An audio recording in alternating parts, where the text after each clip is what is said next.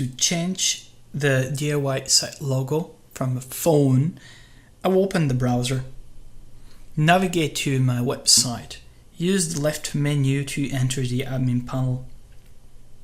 Then select any page from the available pages here.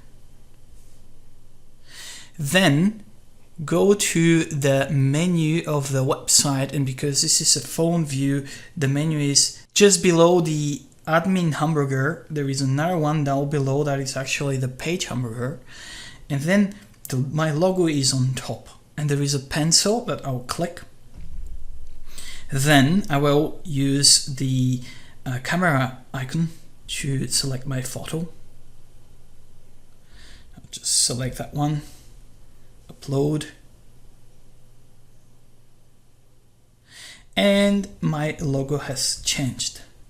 Now I will get out of the menu and use the publish button to make the logo publicly available and visible from everyone.